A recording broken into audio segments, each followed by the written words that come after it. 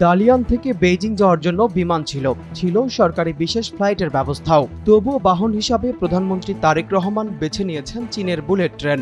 সরকারিভাবে এটিকে কেবল সফরসূচির অংশ হিসাবে উল্লেখ করা হলেও আন্তর্জাতিক কূটনীতিতে অনেক সময় সফরের মাধ্যমও একটি বার্তা বহন করে। সেই দৃষ্টিকোণ থেকে দেখলে চীনের বিশ্বখ্যাত হাই স্পিড রেল নেটওয়ার্কে ভ্রমণ শুধু এক শহর থেকে আরেক শহরে যাওয়া নয়, বরং চীনের প্রযুক্তিগত সক্ষমতা, অবকাঠামোগত দক্ষতা এবং উন্নয়ন মডেলকে কাছ থেকে দেখার সুযোগও। বর্তমানে বিশ্বের বৃহত্তম হাই স্পিড রেল নেটওয়ার্ক পরিচালনা করে চীন। দেশটির অর্থনৈতিক উত্থানের অন্যতম প্রতীক হয়ে উঠেছে এই রেল ব্যবস্থা। কয়েক দশক আগে যে দেশটি প্রচলিত রেল নির্ভর ছিল, সেই চীন আজ হাজার হাজার কিলোমিটার দীর্ঘ উচ্চগতির রেলপথের মাধ্যমে বড় শহরগুলোকে কয়েক ঘন্টার দূরত্বে নিয়ে এসেছে। তারেক রহমানের বেইজিং সফরের অন্যতম আলোচ্য বিষয় হচ্ছে অবকাঠামো উন্নয়ন, বিনিয়োগ, সংযোগ এবং দীর্ঘমেয়াদী উন্নয়ন সহযোগিতা।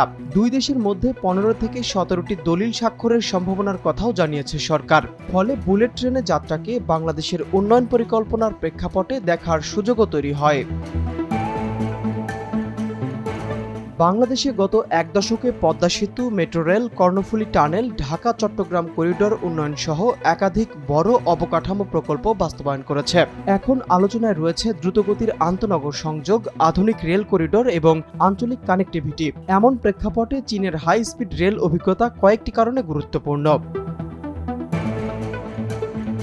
চীনে হাই স্পিড রেল শুধু পরিবহন প্রকল্প নয়, এটি শিল্পাঞ্চল, নতুন শহর, বাণিজ্যিক কেন্দ্র এবং বিনিয়োগ প্রবাহের সঙ্গে যুক্ত একটি অর্থনৈতিক করিডোর মডেল। বাংলাদেশও ঢাকা কেন্দ্রিক অর্থনীতি থেকে বের হয়ে বহুকেন্দ্রিক প্রবৃদ্ধি গড়ে তুলতে চাইছে। সেক্ষেত্রে চীনের অভিজ্ঞতা নীতি নির্ধারকদের জন্য একটি রেফারেন্স হতে পারে।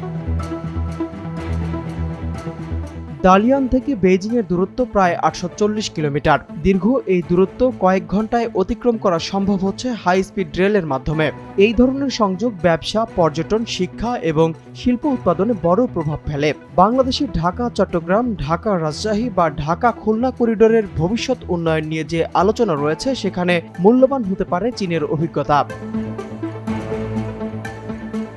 চীনের সঙ্গে বাংলাদেশের আলোচনায় অবকাঠামো উন্নয়ন এবং বিনিয়োগ একটি বড় এজেন্ডা। দুই দেশের প্রধানমন্ত্রীর বৈঠকেও অবকাঠামো সহযোগিতা আলোচনার কেন্দ্রবিন্দুতে থাকবে বলে জানিয়েছে সরকারি সূত্র। তাই পর্যবেক্ষকরা মনে করেন চীনের উন্নত রেল ব্যবস্থা সরাসরি ভবিষ্যৎ প্রকল্প নিয়ে নীতিগত আলোচনা বা ধারণা গঠনে সহায়ক হতে পারে, যদিও এ বিষয়ে কোনো আনুষ্ঠানিক ঘোষণা নেই।